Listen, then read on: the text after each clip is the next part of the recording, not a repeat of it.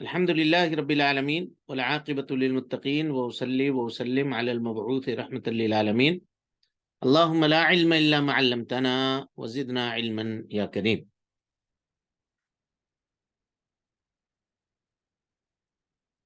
قال المصنف رحمه الله تبارك وتعالى وعن أبي هريرة رضي الله عنه قال قال رسول الله صلى الله عليه وسلم لا يخطب الرجل على خطبة أخيه حتى ينكح أو يترك. کوئی بھی آدمی لا یخطب الرجل، رجل کا لفظ ہے، کوئی بھی آدمی اپنے بھائی کے پیغام کے اوپر پیغام نہ بھیجے، یہاں تک کہ وہ نکاح کر لے یا وہ چھوڑ دے. یہ حدیث، اس حدیث کے بہت سارے فوائد ہیں جی. شریعت یہ چاہتی ہے کہ مسلمانوں کے درمیان باہمی اخوت و محبت برقرار رہے، اور اخوت و محبت کو توڑنے والی جو چیزیں ہیں شریعت ان کو حرام کرتی ہے. ظاہر ہے اگر کوئی پیغام کہیں بھیجا ہے اپنے نکاح کا، اور کوئی دوسرا آدمی پھر اس سے پیغام بھیجتا ہے، تو یہ ایک دوسرے سے نفرت، عداوت، بغض، حسد کو جنم دینے والی ہے. اسی لیے آپ بہت سارے نصوص کو دیکھیں گے کہ جب آپ ان کے اوپر غور کریں گے کتاب و سنت کے نصوص کو، تو شریعت اسلامیہ نے الفت و محبت کو باقی رکھنے والی چیزوں کی طرف ہماری اور آپ کی توجہ مبذول کرائی ہے، اور ہر وہ چیز جس سے الفت و محبت کا خاتمہ ہوتا ہو شریعت اسلامیہ نے اس سے ہم کو اور آپ کو روکا ہے. اس آیت کریمہ کی طرف آپ غور کیجئے. اللہ تعالیٰ فرماتا ہے، جہاں پر اللہ تعالیٰ نے شراب کو، جوا کو اور پانسے کے تیر کو، اس طرح کی چیزوں کو حرام کیا، وہاں اللہ رب العالمین حکمت کیا بیان کرتا ہے. دیکھیے، یا ایھا الذین آمنوا انما الخمر والمیسر والانصاب والازلام رجس من عمل الشیطان فاجتنبوه لعلکم تفلحون. اور اس کے بعد آگے اللہ کیا کہتا ہے، انما یرید الشیطان ان یوقع بینکم العداوۃ والبغضاء فی الخمر والمیسر. شیطان یہ چاہتا ہے کہ تمہارے درمیان عداوت، نفرت، بغض، حسد پیدا کر دے شراب اور جوئے کے ذریعے سے. لہذا شراب اور جوا کو حرام کرنے کے وجوہات میں سے ایک وجہ یہ بھی ہوئی کہ مسلمانوں کے درمیان بغض و عداوت نہ ہو. ظاہر ہے شراب پیے گا، نشے میں کسی کو گالی دے گا، کسی کو برا بھلا کہے گا، کسی سے لڑے جھگڑے گا، اور آپس میں دشمنی ہوگی. جوا میں اگر جیت گیا تو ٹھیک ہے، یہ جیتنے والا ہارنے والے سے دشمنی رکھے گا، ہارنے والا جیتنے والے سے دشمنی رکھے گا، اور دونوں کے درمیان بغض عداوت. اور آپ دیکھتے ہوں گے یہی سب جگہیں ہیں، شراب پینے کے اڈے میں کتنی لڑائیاں، گالی گلوچ ہوتی ہیں، ایک دوسرے پر لوگ کرتے ہیں. اور اسی طریقے سے جوا جہاں کھیلا جاتا ہے، اللہ تعالی ہم سب کو محفوظ رکھے، وہاں کس طرح سے اس کے معاملات ہوتے ہیں وہ سب آپ لوگوں سے مخفی نہیں ہے. بہرحال تو اللہ کے نبی صلی اللہ علیہ وسلم نے اس سے منع کیا. اور اسی طریقے سے ایک بھائی نے اگر کوئی سامان خرید لیا ہے یا وہ خریدنا چاہ رہا ہے، اس کی بات چیت ہو چکی ہے، تو اس کو خریدنے سے منع فرمایا کہ اس کو تم نہیں خرید سکتے ہو. اب وہ بات چیت، جیسے ایک زمین ہے، اس کو خریدنے کے لیے آپ نے بات چیت کر لی ہے زمین کے مالک سے کہ ہم یہ زمین لیں گے، ایڈوانس کر دیا ہے، یہ کر دیا ہے معاملہ. اب اس کے بعد کوئی دوسرا آیا، کہا کتنے میں بیچ رہے ہیں، کہا اتنے میں، اب اس سے زیادہ میں ہم آپ کو دے دیں گے، نہیں لیجیے، ہے نا، منع کیا. دیکھیے اس میں جو ہے لا جو ہے یہ لائے نہیں ہے جی، اور النہی یدل علی التحریم. تو علماء کہتے ہیں کہ اس حدیث کے فائدے میں سے ایک فائدہ یہ ہے کہ اگر کوئی آدمی پیغام کے اوپر پیغام بھیجتا ہے مسلمان بھائی کے، تو یہ کیا ہے، حرام ہے. لا یخطبو میں جو نہیں ہے وہ تحریم کے اوپر دلالت کر رہی ہے، اور یہ تحریم کی دلالت کی تاکید ہو رہی ہے کس سے، کہ وہ آدمی اپنے بھائی کے اوپر ظلم بھی کر رہا ہے. ایک تو یہ ہے کہ وہ حرام کام کر رہا ہے، اور حرام کام کے ساتھ ساتھ وہ اپنے بھائی کے اوپر ظلم بھی کر رہا ہے. ظلم کی کیا نوعیت ہوگی جی؟ بھائی جو پہلے آیا وہ اسبق ہے، وہ حقدار ہے کہ وہ پائے. اگر اس کے اندر سارے کرائٹیریاز موجود ہیں، ہے نا، اور کفو ہے، برابری کا رشتہ ہے، تو وہ حقدار ہے پانے کا۔ اب اس پر دوسرا آدمی اس کو توڑنے کے لیے اور اس کو نقصان پہنچانے کے لیے کہ اس طرح کام کر رہا ہے، تو اس بھائی کے اوپر بھی وہ ظلم کر رہا ہے۔ ہاں جی، اس آیت کریمہ میں رجل کا لفظ ہے نا، لا یخطب الرجل علی خطبۃ اخیہ، کیا کوئی عورت اپنے بہن کے پیغام کے اوپر پیغام بھیج سکتی ہے؟ نہیں رجل استاد، بولا ہے، ہاں نہیں استاد۔ ہاں جی،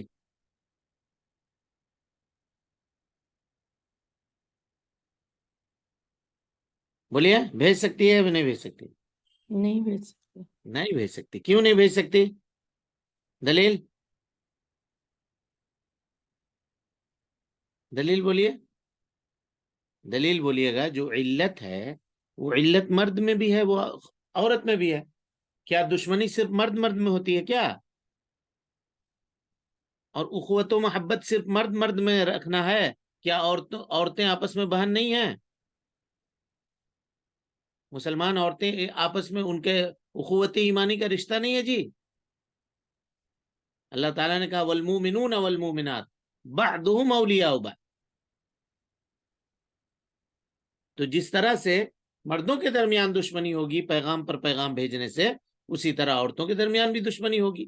لہذا تو کہیے گا پھر مرد کا کیوں ذکر کیا؟ ارے بھائی، یہ خرج مخرج الغالب ہے، اس کو کہتے ہیں، کیا کہتے ہیں اس کو؟ لکھ لیجئے، شریعت کے ٹرم میں اس کو کہتے ہیں خرج مخرج الغالب۔ خرج مخرج، عام طور پہ پیغام بھیجنے اور یہ کا کام مرد حضرات کرتے ہیں، خواتین نہیں کرتی۔ رشتہ لے کر کے مرد حضرات جاتے ہیں، لڑکے والے عام طور پہ پیغام لے کر کے جاتے ہیں، اس لیے ان کی رعایت کیا ہے بیان کرنے میں، نہیں تو ایسا نہیں ہے، سمجھ رہے ہیں؟ اور آپ مقدمے میں پڑھ چکے ہیں کہ بیٹی والا بھی اپنا رشتہ لے کر کے لڑکے والے کے پاس جا سکتا ہے، اس میں کوئی حرج کی بات نہیں ہے۔ جیسے حضرت عثمان غنی رضی اللہ تعالی عنہ نے اپنی صاحبزادی کا نکاح، اپنی بچی کا نکاح حضرت عبداللہ ابن مسعود کے اوپر پیش کیا تھا، آپ لڑکی والے تھے۔ بہرحال، اب اگر کوئی آدمی یہ کہے کہ ایک حدیث ہے، یہ ہو گیا، کلیئر ہو گیا نا، کہ کوئی عورت بھی کسی عورت کے پیغام کے اوپر پیغام نہیں بھیجے گی، تو کہیے گا کیا دلیل ہے؟ تو آپ کہیے گا جس طرح مردوں کے درمیان دشمنی ہوگی اسی طرح عورتوں کے درمیان بھی دشمنی ہوگی، اور باہمی اخوت و محبت شریعت جس طرح مردوں کے درمیان اسلامی اخوت و محبت کا قائل ہے، اسی طرح خواتین کے درمیان بھی ہے، اس وجہ سے ایسا نہیں کیا جائے گا۔ لیکن یہاں پہ اس حدیث کے ظاہر سے ایک حدیث ٹکرا رہی ہے جی، ایک حدیث ٹکرا رہی ہے۔ وہ حدیث کیا ہے؟ فاطمہ بنت قیس کی روایت ہے، جانتے ہیں آپ لوگ وہ روایت؟ فاطمہ بنت قیس کی روایت سنے ہیں اس باب میں کوئی؟ نہیں استاد۔ دیکھیے، فاطمہ بنت قیس رضی اللہ عنہا، ان کے شوہر نے ان کو طلاق دے دیا ملک شام سے، تو طلاق دینے کے بعد یہ نبی صلی اللہ علیہ وسلم کے پاس آتی ہیں۔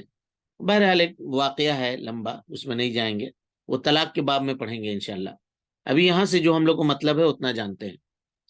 تو نبی صلی اللہ علیہ وسلم نے کہا کہ جاؤ عبداللہ ابن مسعود کے یہاں تم اپنی عدت گزار لو، لیکن جب کوئی پیغام تمہارے پاس آئے گا نا، تو ہم، یعنی نکاح کا پیغام جب لوگ تم کو بھیجیں گے تو ہم سے مشورہ کرنا، ہم سے پوچھے بغیر کسی سے معاملہ طے مت کر دینا، ٹھیک ہے؟ یہ بات آئی۔ جب عدت ان کی مکمل ہو گئی اور لوگوں نے پیغام بھیجنا شروع کیا، تو اللہ کے نبی صلی اللہ علیہ وسلم کے پاس فاطمہ بنت قیس رضی اللہ عنہا آتی ہیں اور کہتی ہیں کہ 3 لوگوں نے مجھ کو پیغام بھیجا ہے۔ کون کون؟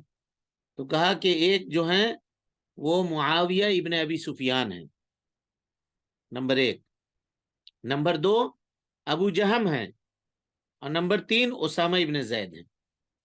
3 صحابہ نے پیغام بھیجا تھا فاطمہ بنت قیس سے۔ اب یہاں دیکھیے تو تینوں ایک ساتھ بھیج رہے ہیں پیغام، تب کیا کہیے گا اس کو؟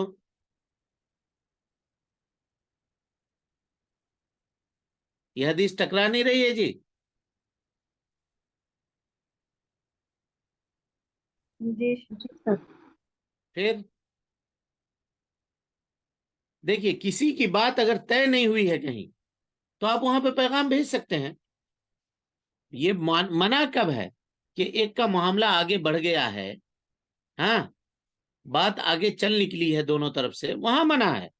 لیکن بچی ہے، کسی کے گھر میں لڑکا ہے، کسی کے گھر میں آپ پیغام بھیج سکتے ہیں، جیسے وہ بھیج رہا ہے ویسے آپ بھی بھیج رہے ہیں. سمجھ میں آئی بات؟ لیکن جیسے آپ کو پتا چل گیا کہ نہیں فلاں جگہ بات چل رہی ہے، ہو سکتا ہے کہ طے ہو جائے، تو اب آپ کو نہیں بھیجنا ہے. یہاں تک کہ صراحت آپ کو سمجھ میں آ جائے کہ نہیں وہ پیغام تو وہاں سے آیا تھا، بات ہم لوگوں کی چلی بھی تھی لیکن بات بنی نہیں، تو اب اس کے بعد بھیجیے. لیکن ابتدائی طور پہ آپ کو پتا چلا کہ فلاں جگہ رشتہ ہے، تو آپ بھی بھیج سکتے ہیں، وہ بھی بھیج سکتا ہے، وہ بھی بھیج سکتا ہے، وہ بھی بھیج سکتا ہے، سب بھیج سکتا ہے، اس میں کوئی حرج کی بات نہیں ہے. تو یہ حدیث ٹکرا نہیں رہی ہے. تو وہ آئی فاطمہ بنت قیس نبی صلی اللہ علیہ وسلم کے پاس اور کہا کہ اس طرح سے 3 لوگوں کا پیغام آیا ہمارے پاس. تو نبی صلی اللہ علیہ وسلم نے کہا اما معاویہ، جہاں تک معاویہ رضی اللہ عنہ کا تعلق ہے، فسعلوک لا مال له، ان کے پاس مال نہیں ہے. وان ابا جہم ضراب للنساء، جہاں تک ابو جہم کا تعلق ہے رضی اللہ عنہ، وہ عورتوں کی پٹائی کرتے ہیں، بات بات پہ پٹائی کرتے ہیں. ثم قال، پھر نبی صلی اللہ علیہ وسلم نے کہا ان کی اسامہ ابن زید، اسامہ ابن زید سے شادی کر لو، اسامہ ابن زید سے شادی کر لو. اب علماء نے اس کا ایک جواب دیا ہے کئی طرح سے. جواب کیا ہے کہ یہ کہا جائے گا کہ ان تینوں کو پتا نہیں تھا کہ تینوں نے یہ کیا ہوگا، تینوں نے نکاح بھیجا ہے. اب پتا چلا کہ فلاں جگہ خاتون ہے، تو ہم کو معلوم نہیں ہے کہ اس کا رشتہ گیا ہے یا نہیں گیا ہے، ہم نے رشتہ بھیجا، فلاں نے بھیجا، فلاں نے بھیجا، اس طرح سے یہ معاملہ ہے نا. یہ ایک جواب دیا، یعنی دوسرے کے عدم معلومات کی بنیاد پر دوسرے نے نکاح بھیجا. ہم کو پتا نہیں تھا کہ، یعنی کہنے کا مطلب یہ ہے کہ حضرت معاویہ کو یہ نہیں پتا تھا کہ ابو جہم رضی اللہ عنہ نے پیغام بھیجا ہے، اور ابو جہم رضی اللہ عنہ کو یہ معلوم نہیں تھا کہ معاویہ رضی اللہ عنہ اور اسامہ ابن زید رضی اللہ تعالیٰ عنہ نے پیغام بھیجا ہے. ٹھیک ہے، یہ مراد ہے. لیکن اس کو اس بات کے اوپر محمول آپ کر سکتے ہیں کہ اگر معاملہ کسی کا طے نہیں ہوا ہے تو ٹھیک ہے، اچھی بات ہے. چلیں یہ بھی کلیئر ہو گیا معاملہ. اب اس کے بعد آئیے، ہاں جی، یہاں پہ مسلمان کے پیغام کے اوپر پیغام نہیں بھیج سکتے، لیکن کسی ذمی کے پیغام کے اوپر آپ پیغام بھیج سکتے ہیں، یا کسی نصرانی کے پیغام کے اوپر آپ پیغام بھیج سکتے ہیں، یا کسی کافر کے پیغام کے اوپر آپ پیغام بھیج سکتے ہیں کہ نہیں بھیج سکتے؟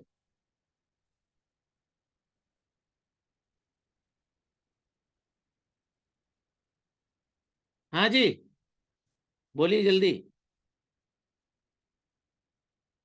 نہیں استاد، کیونکہ وہی علت یہاں پر بھی آئے گی کہ دشمنی ہو سکتی ہے. اور کوئی؟ اچھا یہ تصور کبھی ہے کہ ذمی ہو یا کافر ہو اس کے پیغام پہ کوئی پیغام بھیجے گا؟ ہے کافر سے تو ویسے بھی نہیں کرنا ہے.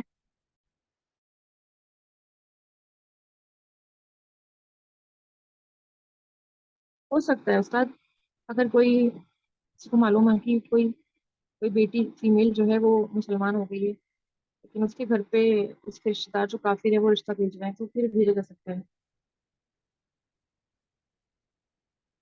کیا یہ متصور جی یہ سوال؟ کوئی آدمی نکاح کرے گا تو کس سے کرے گا؟ مسلمان خاتون سے کرے گا؟ نہیں. جی استاد. جی استاد.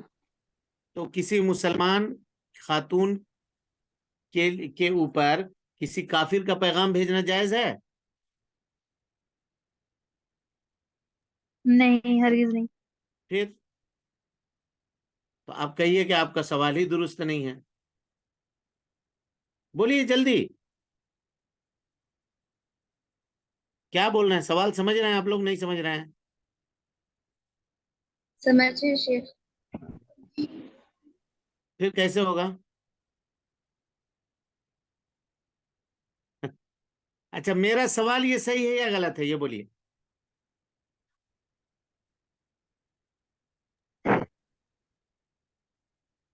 جلدی. استاد کوئی مرد مسلمان خاتون پر وہ بھیجے گا، ان کے اوپر تو رولنگ ہی نہیں آئے گی، وہ لوگ چاہے جس کو بھیجیں. ٹھیک ہے وہ بھیجے تو کیا ہم اس کے اوپر پیغام بھیج سکتے نہیں بھیج سکتے؟ اچھا میرا سوال صحیح ہے یا نہیں ہے یہ بولیے. نہیں استاد، کیونکہ کافر پر تو ویسے بھی نکاح کرنا ہی ہاں نہیں ہے ان سے. یہی تو پہلے مسئلے کا تصور جاننا ضروری ہے. اب آپ کہیے گا کہ یہ سوال آپ کا وارد کہاں پہ ہو رہا ہے. دیکھیے حدیث سمجھتے کیسے ہیں اور حدیثوں سے مسائل کیسے نکالتے ہیں.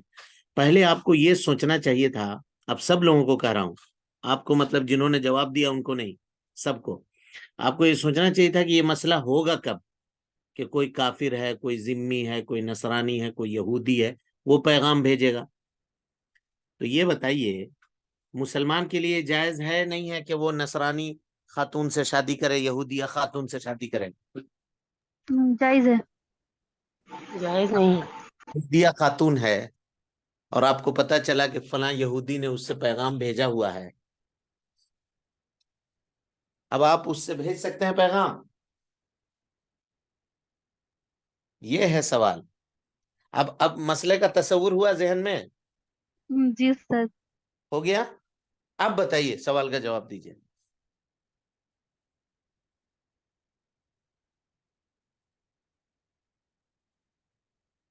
بولیے. بھیج سکتے ہیں استاد. اب تو وہ ادھر جو بھیجنے والا ہے وہ تو یہودی ہے، اب کوئی دشمنی کا تصور ہی نہیں ہے. بات صحیح، یہی جواب صحیح ہے. ایسی صورت میں پیغام دے سکتے ہیں. سامنے والا یہودی ہے، نصرانی ہے، اس کے اوپر پیغام آپ دے سکتے ہیں، اس میں کوئی حرج کی بات نہیں ہے. سمجھ گیا بات کو؟ جی استاد. جی. ہاں. تو وہ اس میں نہیں آئے گا، یعنی لا یخطب احدکم علی خطبۃ اخیہ، کیونکہ وہ ہمارا دینی بھائی نہیں ہے. یہودی یہودی کیا ہمارا بھائی ہے دینی؟ بولیے جی. نہیں استاد. نہیں ہے، نہیں ہے. تو پتا چلا کہ آدمی اس پر پیغام دے سکتا ہے. بس کریے، اب اس حدیث کو پھر کل پڑھیں گے انشاءاللہ. ٹھیک ہے. جی استاد. میں ایک جلسے میں مدعو ہوں اور 10:30 سے اس کی صدارت کرنی تھی اور ابھی تک پہنچا نہیں ہوں. فون پہ فون